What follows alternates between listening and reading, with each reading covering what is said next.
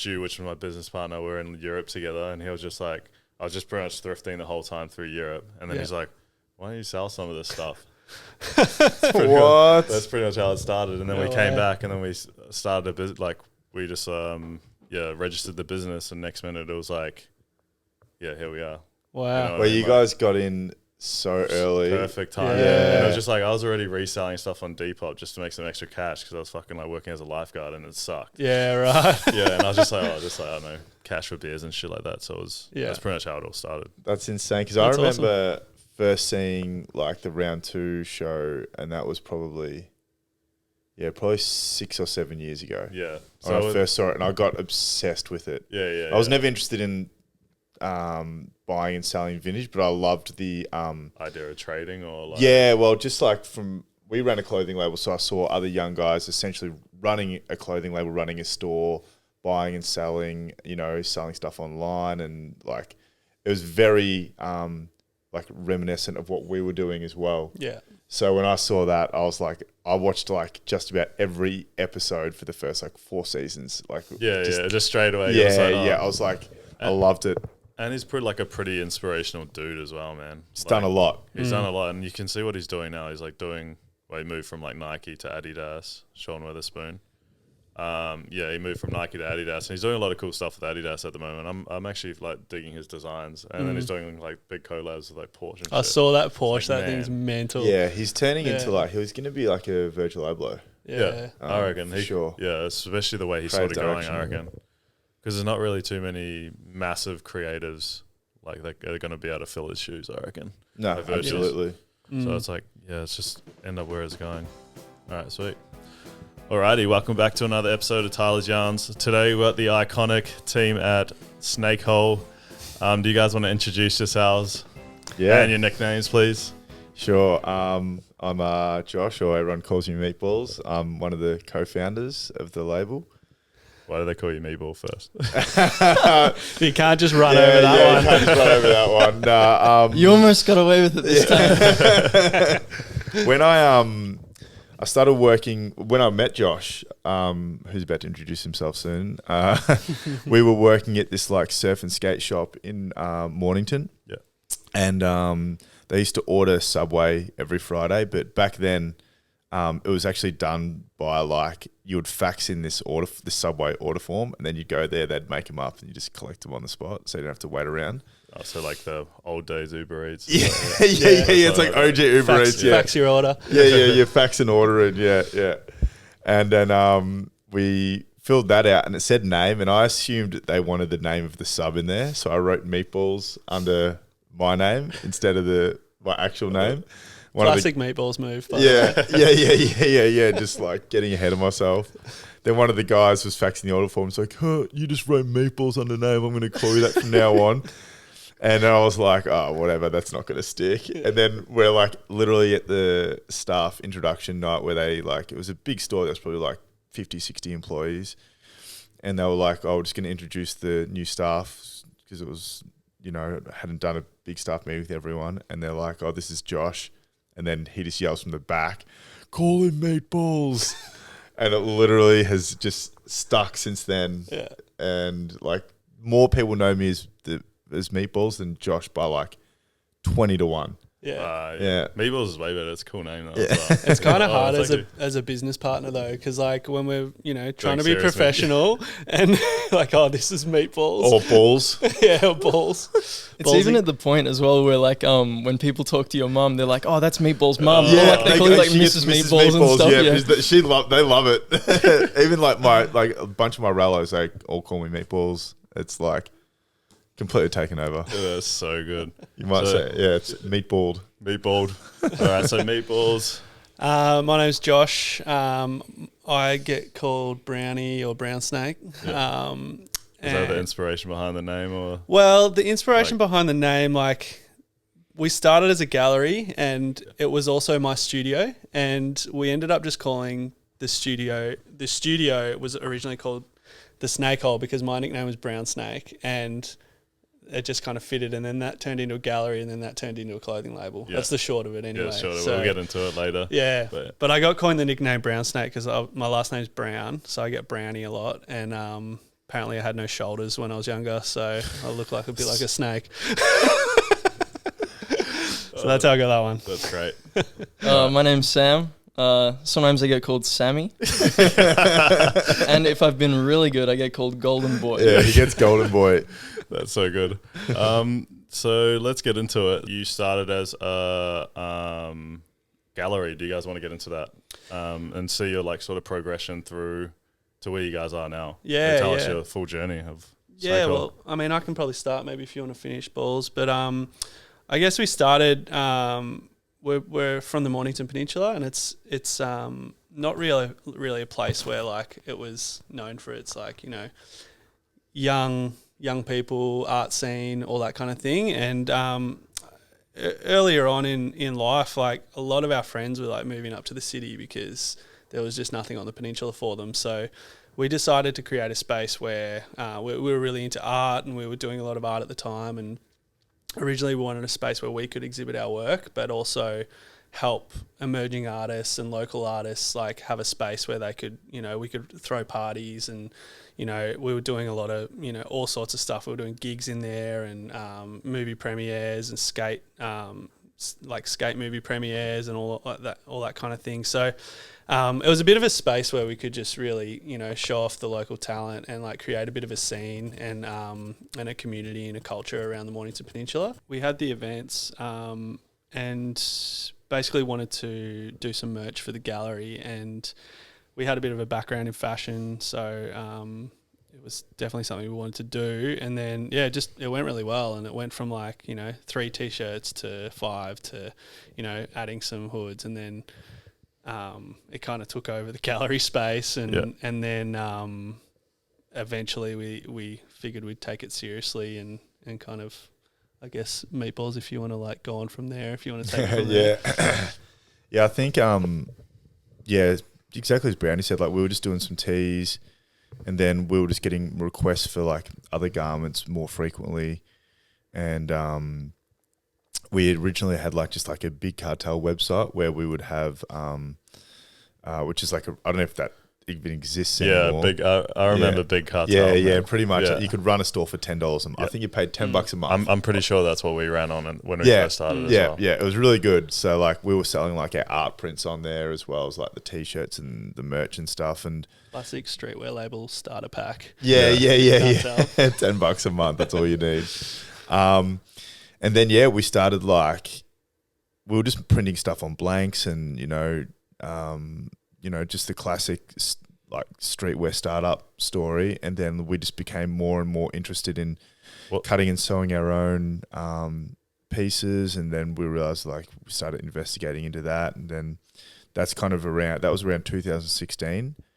And we started like, okay, well, number one, let's get a bank account, because we were just taking, if we were selling merch, we were just like paying for it with cash, getting cash, like selling it out like on one of the nights, and then just like spending it at the pub probably, or something like that. Spending all your extra profits at the pub. Yeah. So we're taking it too seriously. Drinking away all our profits. And then, we got a bank account, and we decided like Brownie had been, already had a pretty solid background in fashion, and we kind of just used that to, really get into the production of our own garments and slowly work towards actually cutting and sewing our own stuff. We kind of just scaled it from there. We kind of, every cent that we made went back into the business. And then eventually we got to bring on Sammy as well. So what does Sammy do? What do you do in the business, Sammy? Not very much. No, I primarily like run the photography and like media aspect of it. So, because that's the one thing I want to get into as well, because like the aesthetic of your brand is like 10 out of 10. Oh, Hey, Sammy, that's all Sammy. But That's it's like a W. It's a W. But pretty much your aesthetic is completely different to pretty much most streetwear places in Australia, if not all. You know what I mean? And Thanks, it's like man. That means a lot. Steps you like put you aside from the others. Yeah, well, with Sammy as well, like he's always got like a lot of original ideas, and like when all three of us are working together and thinking up of a campaign shoot, or like there's a lot of like pushback from everyone, which is like ends up creating like really hard, sharp, like iron tip spear kind of thing, because it's always like this constant refinement, and no one really wants to settle for something that isn't going to be like they're going to be really happy to have their name behind. I think that's like easily my favorite part of like the creative process is like when we're all together, you know, Tommy as well. Yeah. And it's almost like a game of like one up, right? Yeah. Because someone like puts an idea out there and then someone like takes that idea and then just elevates it a little bit more. And then it's, you know, it's almost like a game of tennis. Yeah, And, absolutely. You know, in those sort of moments, it's like no idea is necessarily off the table. Yeah. So you can just go wherever. And I feel like that's one of the best parts is like you really have that freedom to like explore things. Yeah, absolutely. But I think that's also a good thing with business as well. You can sort of do whatever you want. Pretty much your last campaign was the Lighthouse tee. Yeah, that was the Lighthouse one. That was our last drop, which was Light work. Light work, You said sorry. it. I just said it. Sorry, light work. Light work. Sorry. Yeah, that was on Tuesday night. So that was 2 nights ago. Yeah. So what was the idea about the whole campaign for that? Because it was a pretty cool campaign that you guys came up with, Yeah, Sammy. and pretty out of the ordinary, which is cool. That was Sammy's doing. Yeah, I think that that entire set cost maybe like $20 from the From like, Coles. Yeah, pretty much. But they're the best ones, right? Yeah. Because you got to get creative, you got to get weird with it. I feel like, you know, I heard someone sort of explain like what gets people's interests, and it's when it's like something familiar and something slightly unfamiliar in the same place. That's and I great. feel like that's where like the best campaigns. It's like Yeah. pretty familiar, but then just a little bit weird. And that's sort of how you can. Because you gotta like grip him in that second, you know. And you're like, people are like, oh, what is this? And you know, people are getting smarter with marketing now as well. People are understanding it. Yeah. Like when you're consuming content, like they're getting smarter. So like the stuff that you guys are doing now, it's like where we should all be at, pretty much. I think. Like No, it moving means forward. a lot, man. Thank you. I really appreciate that. So you pretty much started to cut and sew. Do you want to tell us about your journey of how that all sort of went through? So, Brownie and I, when we started the moving into the cut and sew side of the business, fortunately for us, we'd actually had a fair bit of experience in cut and sew prior to that we were able to kind of take forward. We'd both worked at this small surf label down the peninsula called Barlin, and we were the only 2 designers there, and we were doing all of their design work from the actual surf hardware through to their fashion range, which was actually like pretty extensive back then. Like they did like board shorts, jackets, you know, tees, you know, headwear and stuff like that. So we were liaising, you know, we were only really young dudes. We were 20, 21 years old. And we were liaising with their offshore factories, setting up the spec work, going back and forth with sampling, you know, measuring stuff up, designing the garments and the graphics and putting it all together.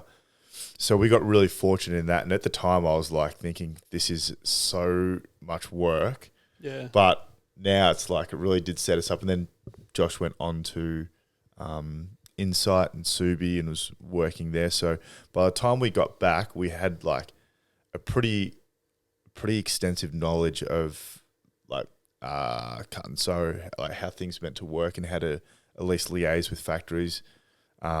With that said, though, still a million things go wrong. Like there's some things you can't help. But we eventually transitioned into like sourcing our own factories. From, you know, just from not knowing anyone or anything in industry, not knowing anyone to ask, other than like what we had learned. We could have even probably used the factories that we were using at Barlin if we wanted, but we didn't even do that. We just got our own contacts, did it all from scratch and figured it out ourselves. Which I think is, for a label starting up, it is probably one of the biggest hurdles and one of the scariest things for someone who, you know, like trying to figure out, you know, where to get your stuff produced, finding decent factories, factories that are easy to communicate with, who are efficient and obviously a decent price and have good ethics and all that kind of thing. You do spend a lot of money and a lot of time trying to find those ones. And like early days, 100%. we it took us a long while to get like the factories that we work with now, and like a great rapport with them, and you know, just get the product up to scratch too. Yeah. So pretty much, you pretty much moved into Australia made from all this. Like, are you all Australian made, or bits and pieces? Or? So bits and pieces. So what we did, we started getting curious about the Australian made stuff probably about 3 years ago. We started trying to get it done, and we started moving towards it, and we did a bunch of sampling, and we just couldn't get enough of it right. And then we were still scaling the core part of the business, like, and the ranges are getting bigger. So we ended up having to kind of park it for about 9 months. Yeah. We came back around to it probably 2 years ago. It was actually probably just before COVID kicked in, which I'm like, that would have been so handy if like we figured it out just before then, because it really would have saved us a lot of stuff, but wasn't meant to be. We started like, and once again, we did it all over again ourselves, had no contacts in the industry, like in the local garment industry. And if anyone knows anything about working locally, you can't even jump on Google and type in make clothes in Melbourne or make clothes in Australia. These manufacturers, none of them have websites. Yeah, they're all so old. Exactly. Yeah, they're like 50 years at and they just like go off like phone calls and that's it. Or exactly. Like have word of mouth. And it's just like, how are we supposed to find you? Or how is this industry supposed to grow? 100%. Yeah, like the amount of DMs I've had saying, like, oh, where do you get your stuff made in Melbourne? Can't find it. It's like, man, you have to do what we did. You have to grind and find it yourselves. Yeah. But, so yeah, we're like, we started going, we had gone down that track and, you know, managed to find a bunch of factories that we wanted to work with in Melbourne. And then basically we started our entire, the initial goal was like, let's just move everything to Australian made. Yeah. And we tried to do that straight off the rip, and we started bringing in fabrics and we started like working on it. And all of a sudden we realized we were falling really quickly behind on our production stuff because we tried to do too much too quick. So what we had to go, okay, well, let's take a step back. Let's get our primary pieces done here in Australia. Let's start with like the primary stuff that we can manage and do really well, which is like fleece, you know, hoods, crew necks, tees, like some of the basic trackies and stuff like that. Stuff that we can like, that is not very technical in terms of like the craftsmanship and the workmanship.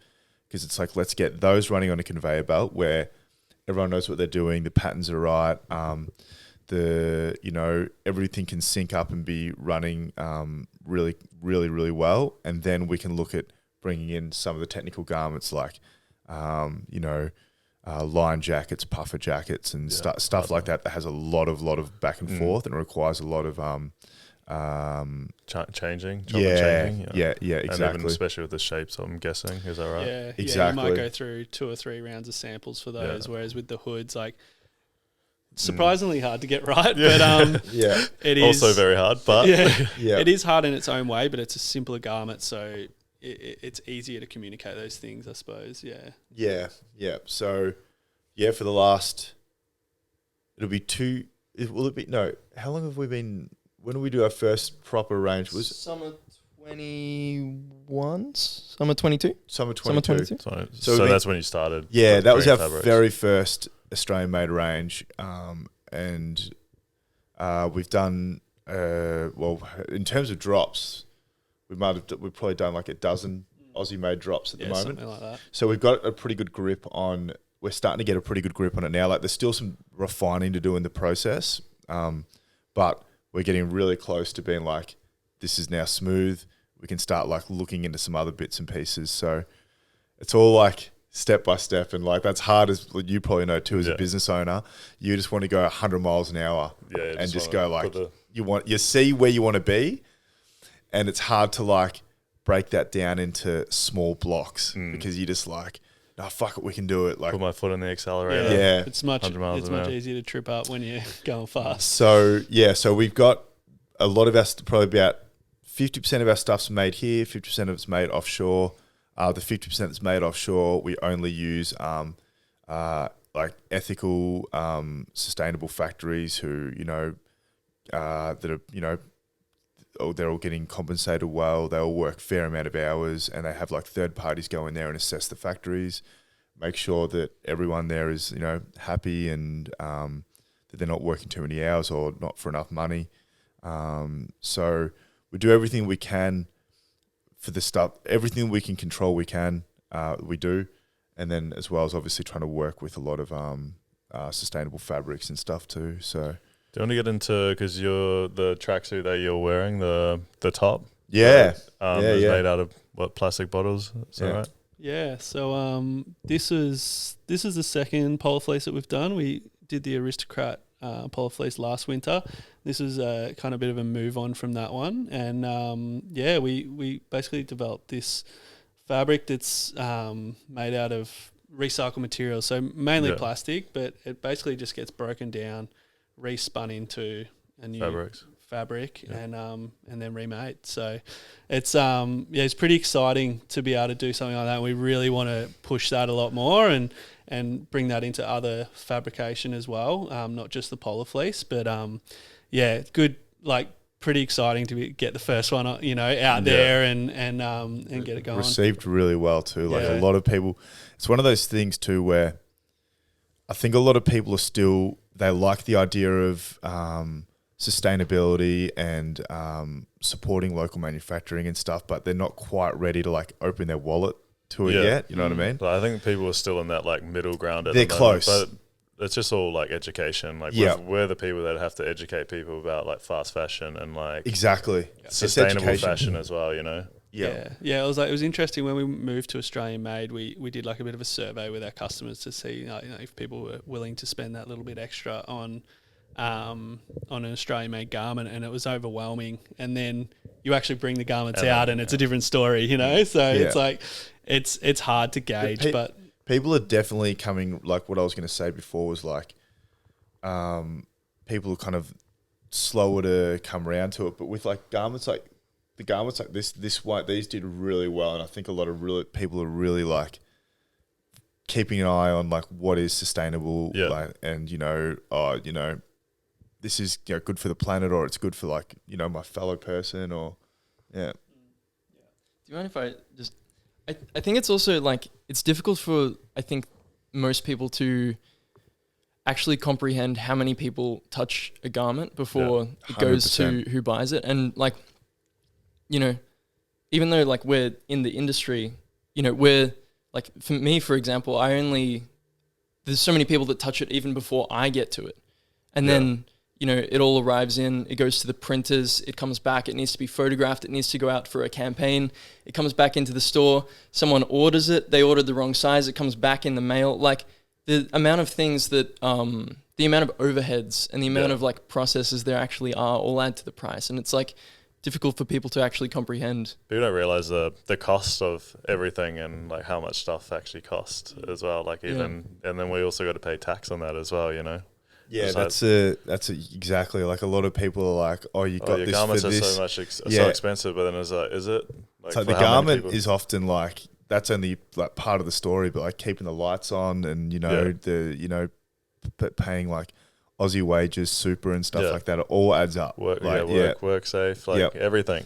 I think people also have the idea that it's like, if say like a t-shirt $70, it's like $69 is profit. Yes, that's like extremely true. It's just like it's just not the case at all. But yeah, I literally get that all the time. Like, oh, they just found this at the thrift for like $5. It's like, no, like there's people literally sorting this stuff all day to even get the best grade of like vintage. Yeah, like they're getting paid to like sort it out. Even harder for vintage too, because like it's a one-off piece. So and there's only so much stuff that was made in the 90s compared to now. People are only like throwing their stuff away every 3 months. You know what I mean? Yeah. So it's like it gets into like the landfills or it gets into these sorting houses, and it's just like sort of just gets thrown away.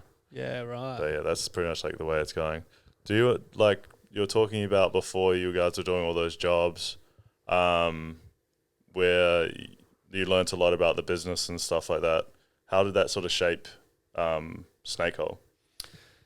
Yeah, well, that experience that we got kind of taught us everything we know, and I got a lot of I kind of worked under a mentor at Insight, Robbie Russo, who he now works. I think he's at Warner Brothers Studios now, but he moved from Insight to Nike and worked on Converse, and he was like a wealth of knowledge. And when I got that job, like in my interview, I said to them, all I want to do is just like soak up all the Your info knowledge. and just learn. And he was like kind of in the same place where he was like, I'm almost ready to move on. I want to like, give it back, and just like pass on his knowledge. So I found myself in a really kind of great position to just like really learn a lot. And not only him, there was a lot of people around me within that design studio that I learnt so much from, like a guy called Jodia, who now runs Sydney Romantics. He was quite influential, and a bunch of other of the artists within that group were really influential on me, and learn a lot about art and design, and also like the production side of things. Like I messed up a lot of stuff, and that is a good learning curve.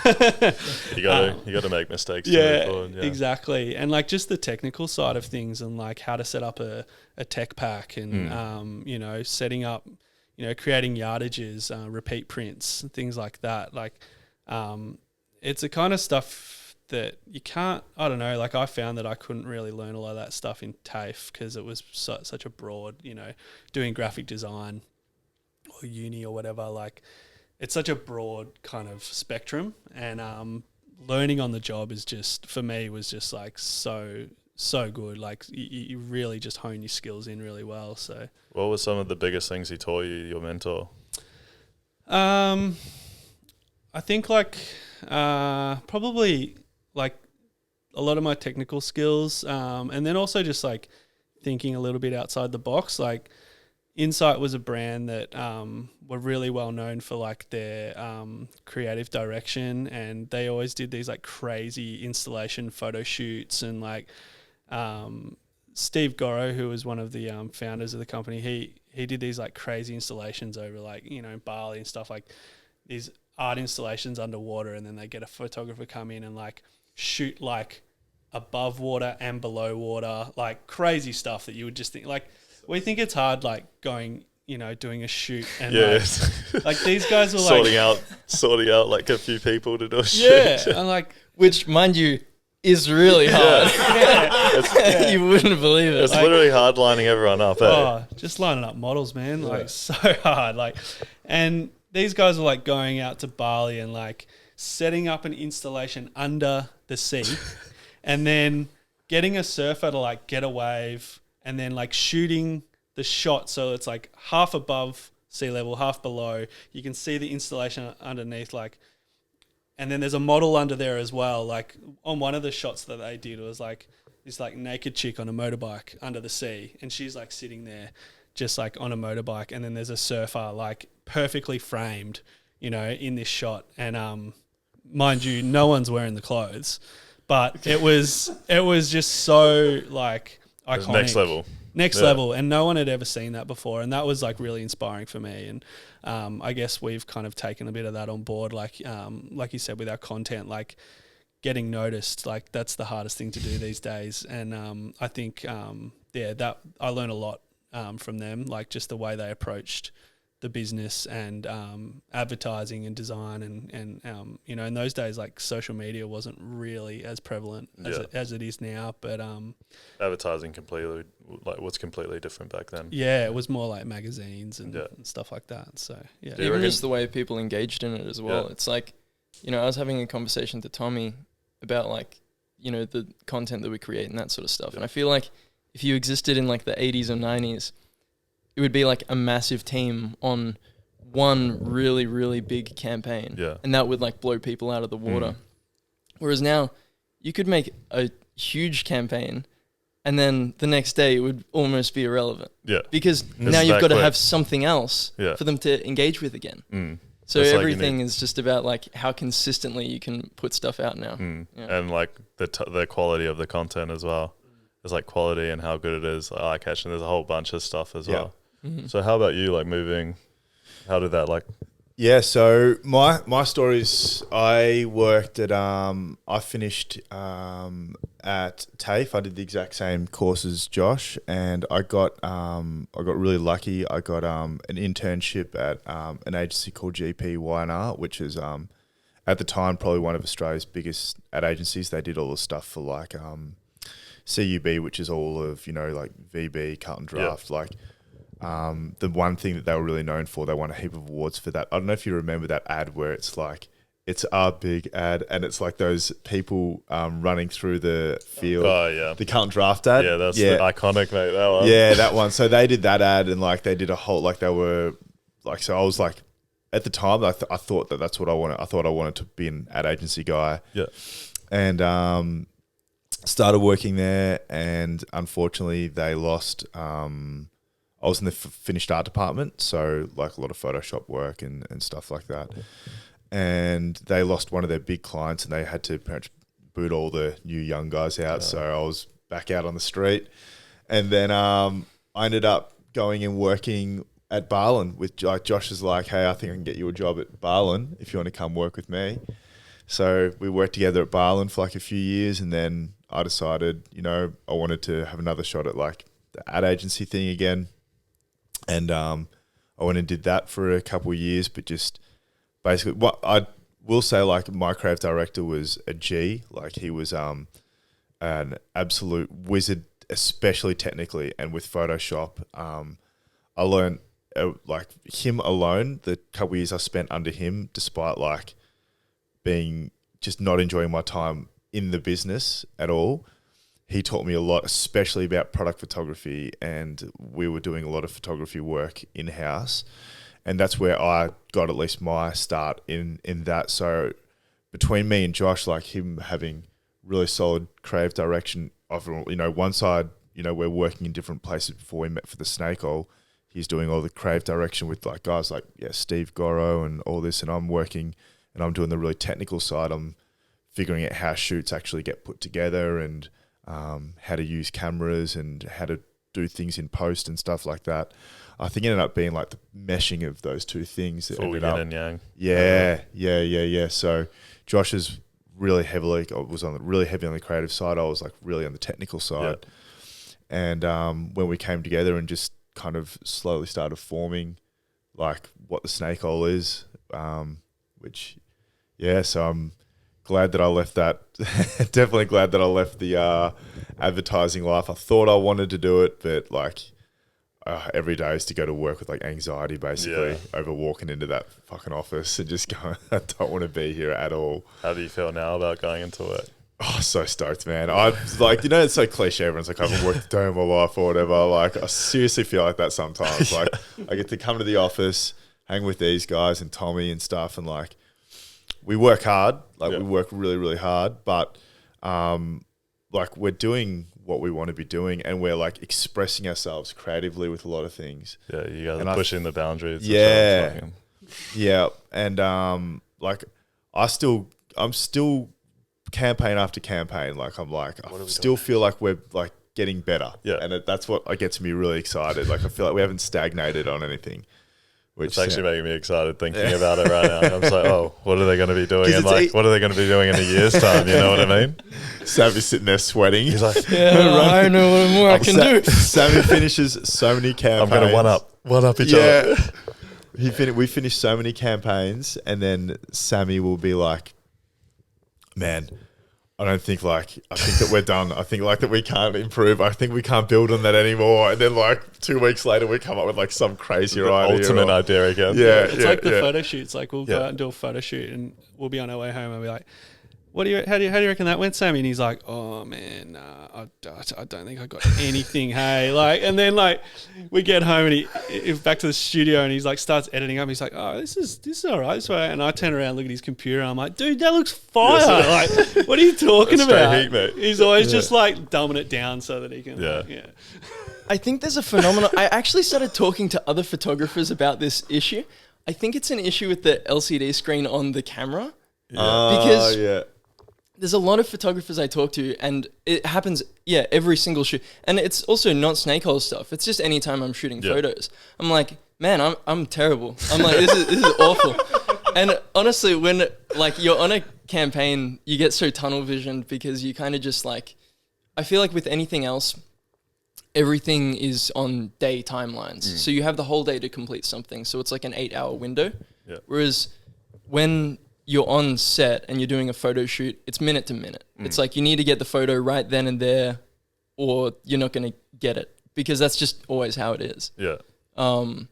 And yeah, anytime I'm shooting, I just feel like everything is about to crumble underneath me. I always feel like it's about to be the worst thing You're ever. normally shooting two things at once. Normally you're shooting video and he's shooting stills as well. So like there's a lot going on. He's under a lot of pressure on those days. How's that with like the vision of the campaigns? Like, sorry? like how's that with the vision of the campaigns? Because you're obviously shooting with the camera and then also filming as well. Yeah. Make it a lot harder. We ask him to do a it- lot. Just the double up. It does make it pretty tricky, but I feel like that's always where the best stuff happens, because a lot of the best stuff happens when you don't necessarily plan it. Like, it happens spontaneously, and that's what makes it organic. Yeah. But I think just being as prepared as you can, that's probably the best advice. Just do you be guys- ready for everything. Yeah. You know, spare batteries. That's Do you guys stick to the plan, or like do you go like, say if you're shooting a campaign, do you stick to the plan, or say if someone comes up with an idea on the spot, we're like, oh yeah, we'll do this. Do you guys run with that, or like how all the time. How's it? Yeah. We had a shoot. I think it was a few campaigns ago, and one of the like key elements was like, we're gonna get this drone shot. Like, we're gonna get this drone shot. We had like a BMW that we like borrowed from someone, and it was like, gonna have a beautiful shot tracking the car going down the street. And then when push came to shove, the drone wouldn't turn on because it was too close to the Moorabbin airport. And it was going to be breaking. It was like breaking aviation law, so the drone would like refuse to even turn on. So it's just like We're in there trying to like override like the settings of the drone and stuff like that. It's like, no, you legally can't launch this here. and it's basically just like, all right, well, the drone's not going to go, so all right, climb up on the roof, Sam. And it's just like, all right, we'll just do it. And you know, it ends up being like an awesome shot or something. Yeah. So I feel like anything creative, you just have to just do the best with what you have available. And like, if you trust the people that you're working with and everyone feels like they're working on the same thing, you can't really go wrong. Yeah, like, especially if you all got the same vision and the same like idea for where the company's going as well. Yeah, there's always problems on shoots, and you've always just got to like try and figure out a way around it. And I think we're getting pretty good at that because we're pretty fast and loose most of the time. Yeah, but that is also like a testament to like the trusting relationship, because there's never like, if you work on like student films or something, there's always conflict of interest, and people are trying to like undercut other people. Whereas when you actually get into like, you know, proper industry work, you can't be doing that stuff. Yeah. So it's like, you know, for better or for worse, you just have to like let things go. And yeah, I feel like we have that.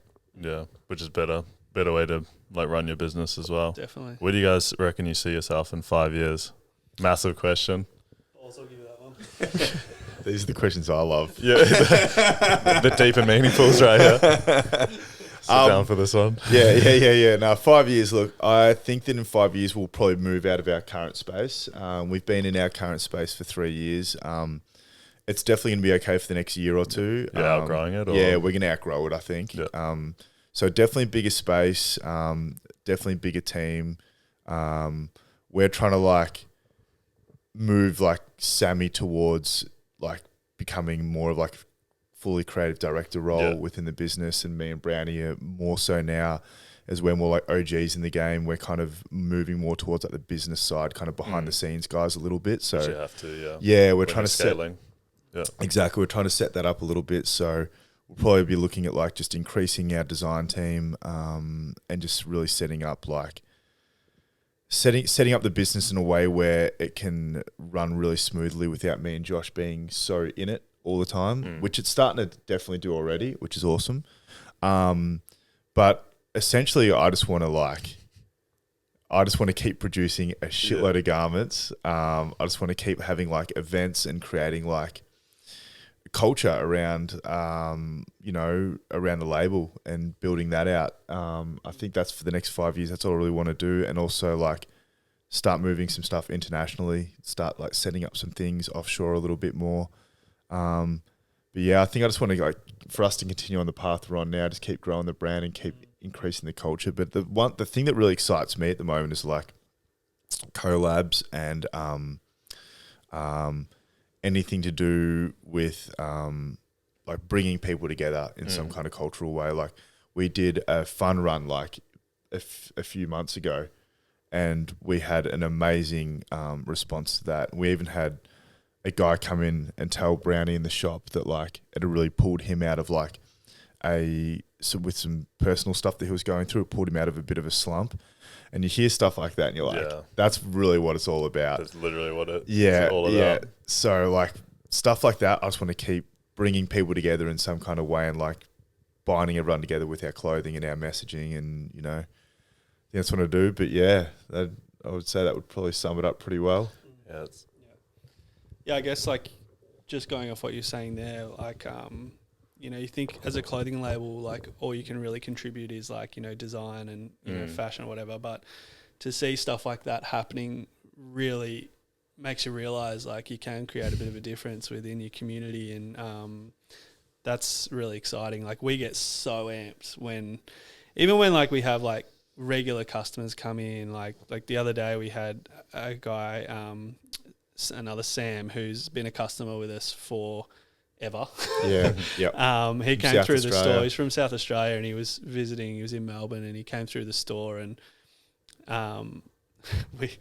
we all knew who he was. Had never met him before. We knew his name. Yeah. Is it like one of those people that talk to you on Instagram a bunch, or not even? We hadn't really spoken. We do speak to a lot of our customers on a regular basis, and I always find that funny when you like see them for the first time. Yeah. Like when they come into the store and you're like, I feel like I just know you. Yeah. Like, you know exactly. 100%. And we hadn't really spoken to Sam before, but he came in and Tommy was speaking to him in the shop, and he said, he's like, oh yeah, my name's Sam, and I'm from South Australia, and Tommy just goes, you're not Sammy Dodson, are you? And it was just like he ran into the studio and he was like, boys, Sammy's here, and we're all just so amped, and we went, and he was like, oh, I didn't know if you guys would know who I was, and like he's like got a lot of garments from us, and the biggest fans, eh? Yeah, it was awesome because we were like a big fan of his, and he was a big fan of ours, and he had a few friends, and we showed him around the space, and then we ended up going out and having lunch together, and it was just like, it was awesome. Like we were just like all on the biggest high after that day. It was really cool, and like stuff like that like really makes it worthwhile for sure. Yeah, that's like those little things, man. Those little things make everything. Yeah. With the like inspiration for your designs from pretty much the start to now, how have you sort of grown as a company? Yeah, we've definitely changed our direction. Yeah, because maybe you want to talk about the start and then like where you are now. So your like latest few drops. Yeah, like I guess I'll start where we started from. Like I guess we're all surfers.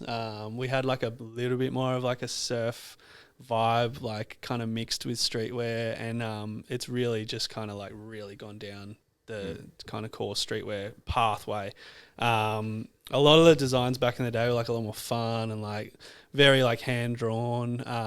And then I guess moving forward now we've always carried that hand drawn style through, but also mixing with like a lot of like branded pieces. Really, really love that we're moving closer towards more and more cut and sew. Like one thing that really excites us is like, using different fabrications and, pairing different textures with each other and paneling and all that kind of thing, and really looking at the finer details of a garment rather than just like an art graphic, graphic tee or something like that. So a lot of people might have seen like lately, like our ranges are getting built out a little bit more towards cut and sew. But we've still got that like core graphic range in there, but it's just a little bit smaller than what it used to be. But that's the kind of stuff that's like really exciting us. Yeah. So moving more towards the sort of cut and sew stuff rather than graphic. Yeah. But still have the graphics. I think it's like almost like I think I've kind of said this before at some point, but it feels like what it is like a graduation process as a streetwear label. Like at the start, you're just printing in, you're printing tees, you're screen printing tees, and maybe throwing on some embroideries and stuff like that. And then as you learn more and more and you figure out how to like cut and sew your own garments, it becomes like cut and sew your own like really technical garments, whether it's like a Fat Cat jacket, which has, multi-directional corduroy setup, which like we hadn't seen before we'd done it, like having panels of the jackets where the corduroy goes in different directions, and then it's internally lined with faux fur all through the, back, chest and arms and stuff like that. So when you go on, we're making stuff like that, it's really hard not to just want to make that kind of stuff all the time. Yeah, because it has like, it's I suppose like we've just done less of it too. Like, and that's like that's what really gets us excited is like cut and sewing stuff and like bringing, sourcing fabrics, like sourcing like we mentioned, like this polar fleece, like trying to figure out how to like make and dye a polar fleece out of recycled materials. I think it's just generally what excites us a little bit more at the moment. But with that said, like still, like Brownie said, still love doing graphic tees. It's like literally our in our DNA, the start of like where we began. But yeah, going forward, like our ranges are pretty much like 50% cut and sew, 50% graphic stuff, whereas it used to probably be like 80% graphic stuff. Yeah. So I think that's just like the nature of it. But also with that said, there's definitely a bigger pull now back to graphic stuff. Like the thing right now is like early 2000s skate brands, right? Like that's everything's early Y2K at the moment. Really, really that flow. So we're definitely going to start seeing, I feel like, graphics pop up more on things, and we're putting way more accessories into these new ranges too. Yeah, which accessories we haven't done a lot of accessories in the past, and our upcoming ranges that we haven't released yet, we've got a lot more accessories in there, which is exciting. And it's like it makes it a bit different as well. It's just kind of breaks it up a little bit too. Yeah, especially like for a brand, you always want like those sort of accessories and stuff like that because it changes away just from clothes, and I think like you were mentioning, like when we were walking down today, right? You were saying like you want to get into like get some like figurines and signage and stuff like that.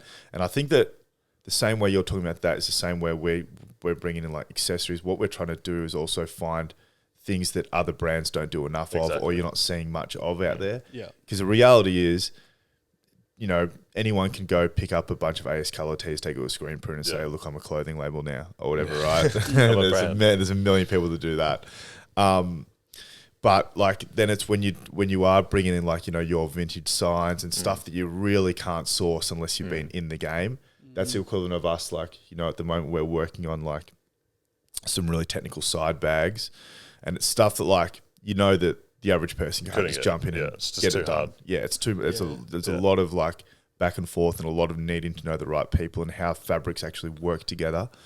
And I think that that's probably where we're at the moment. Like we're just really enjoying the process of like the more difficult things to source and put together, and just excites you, like very similar to the way it probably would for you. Yeah.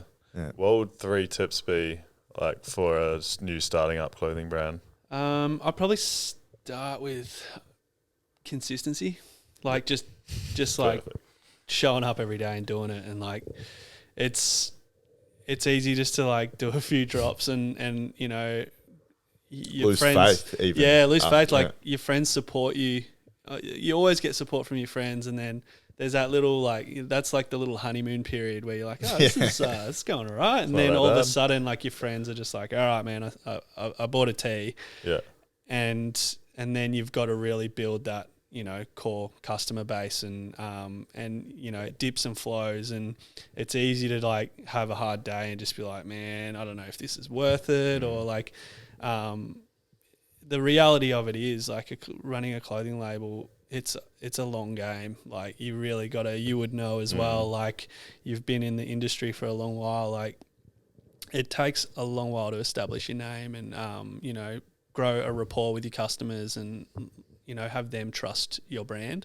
So I'd just say like as some advice, like don't don't give up straight away. Just like, you gotta just like show up every day, be consistent, and just continue on, and it'll get there. Like there's not really any overnight successes. It looks like there is, people but always bring this up. People put these things on the news where it's like, oh, overnight success, but their business is like 15 years old. yeah, exactly, 100%. They're like, oh yeah, there's like rags to riches, and then it's like they've been going for 15 years. I think that's the same thing that happened with Sean. We were talking about it before.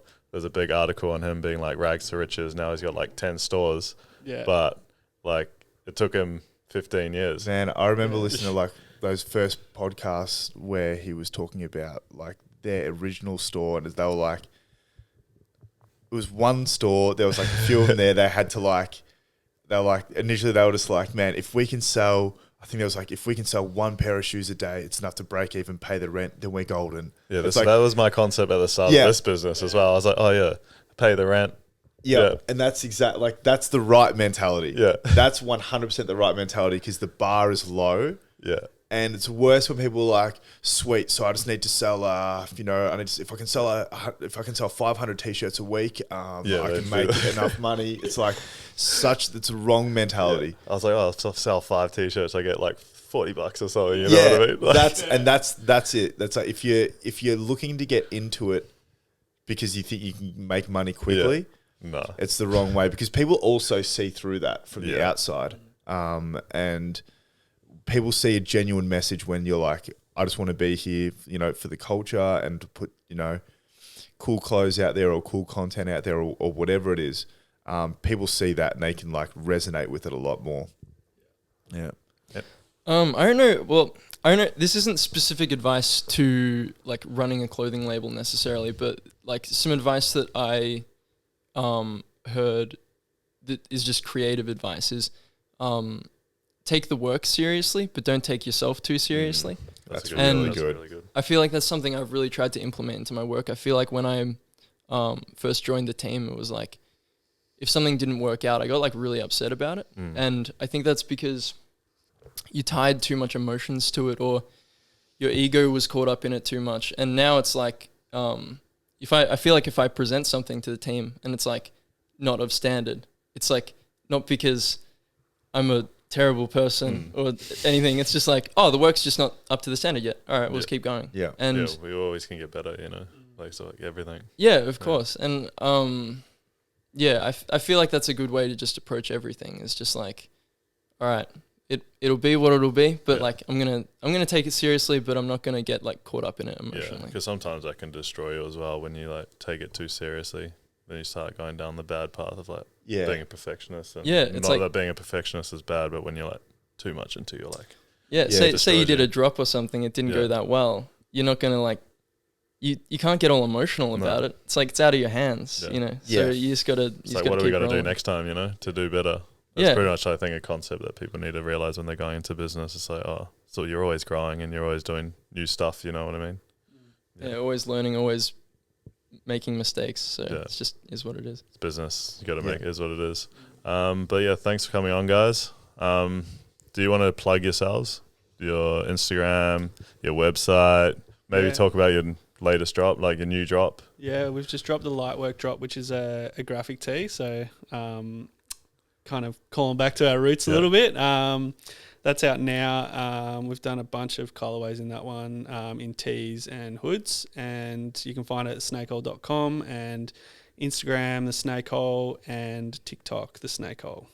How are you finding the TikToks? It does not come naturally to us, that's for sure. Oh my god, mate! Some of the cringy ones. Oh yeah. What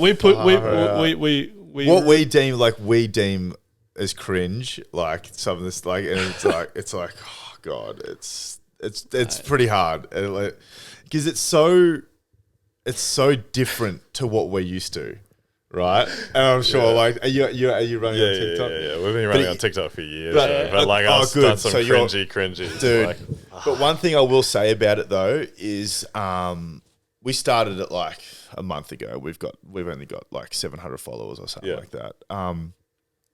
But as soon as we started hitting the TikTok up though, the Instagram following started. We're growing like 100, 150 followers a week at the moment on Instagram, which is Instagram at the moment, which is dead, and it's dead because with that said, like we can still have posts that like bomb, but the following is going up, and it's definitely affecting like sales and stuff. And I think a lot of it's to do with TikTok. That's what we found as well. So it's a crazy beast, man. Like, there's only like a span as well. There might be only like a year or 5 months left on it, so we need to be like jumping on it hard out before it gets like, because all these like platforms are mature. Like Instagram's mature, YouTube's mature as well. Like, you know what I mean? So it's like, we've got to jump on it while we can and get as much out of it as we can as well. Yeah, definitely. Yeah, man, it's been hard for us. Like we're really out of our comfort zone in TikTok. And it's real face to like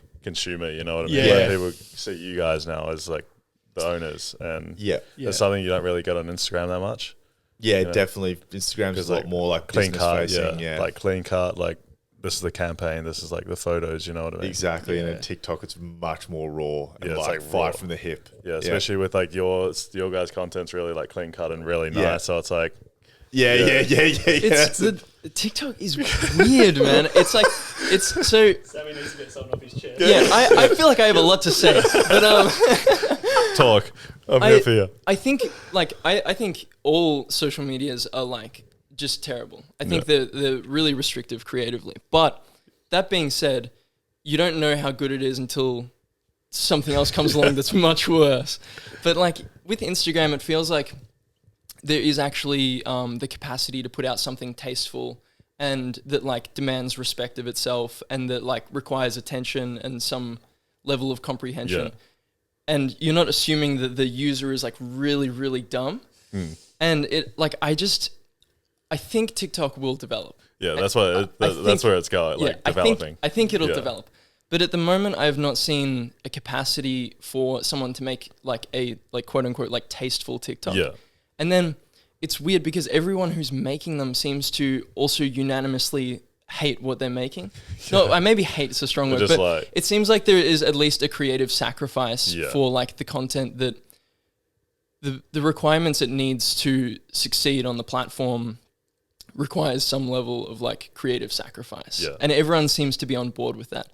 And then the algorithm is so strong that it's like if you don't specifically go to those like requirements, if you're like 1% off either way, you'll absolutely miss the algorithm. And you may as well not have even made the video. Yeah. In fact, shame on you. It's a difference. So it's just like it's the difference between 200 views or 20,000 views. Yeah. Like that. Yeah, it's like volatile, isn't it? So volatile. It's even like getting to a point with time. So it's like now it's you got to post at this time to get the most out of it. You know, it's getting. Poor Sammy did a film degree, and we're just like, make this TikTok, and he's just like, just with his iPhone, just like beauty. Well, I think I've made stuff and presented it, and you're going, no, make it dumber. Yeah. I think you're like, no. Way too clean. Dumb that down a bit. Too sophisticated. But it's not grainy enough. Like, I think, it is a bit of a scary time. I think everything's moving so fast now and seems to only be moving faster. Like, I'm 22 and I already feel like I am like so far behind. Like, I feel like I'm only a couple years before it's like, I don't even know what's going on anymore. Where do you see it going? You don't want to know.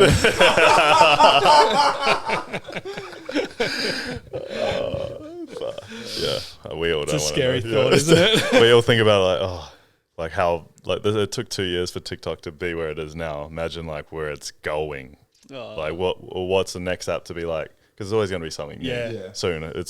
It's like inevitable. So it'll just be depending on what's going to be next, and you got to jump on quick enough. Because when we first jumped on TikTok, it was just like the start of it. So we were getting like 200,000 views a video, just from posting. Mental. And then now it's like so many people are on the platform. It's just like getting a lot harder. Like still easy-ish, but it's getting way more harder now.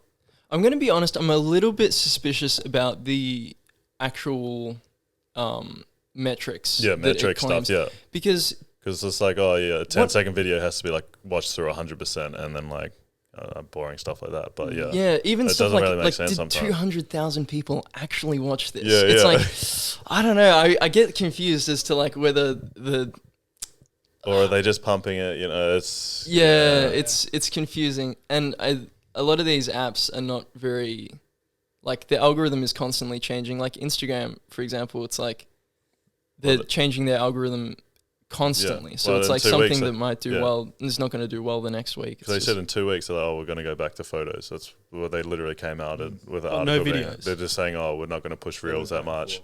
They're going to be like, all the influencers got a bit angry, like saying, oh, yeah, you're a photo platform, just like concentrate on that. And now they're pretty much said they're going back to photos. Yeah, they tried to be like essentially like we're going to start the algorithm's going to start leaning towards videos and full screen videos, and Like everyone's like, videos. stop trying to be TikTok, and then they went okay, and then they went back, which is crazy because they're going to see the view time, and it's going to be less and less because people don't stay on Instagram because you don't see any of your friends' content or see businesses you're actually following because they just random stuff just pops up, you know. Yeah. But like, it's just like, we need to bring back the toaster filter. yeah, that'll fix all the problems. I agree. Fix every problem on the social media. But yeah, thanks for coming in, guys. That was a really good chat. I've been a big fan since the start, like I was telling you guys before, and I was looking forward to this all week, and I love hearing your story, guys. Thanks Likewise, for having man. me You're likewise. killing it. Like, awesome to see the store and everything. It looks epic. Yeah. So, no, appreciate you having us on. Bro, anytime. In a few years' time, I'll get you back on a year's time and see where you guys are at. Yeah. You'll probably be very big by then. So. Hell yeah. Hopefully, In a fingers few crossed. years' time, we're just going to be TikTokers. Yeah. I think that'll be good. TikTok. Thank Sweet. you, man. Thanks. Really appreciate it.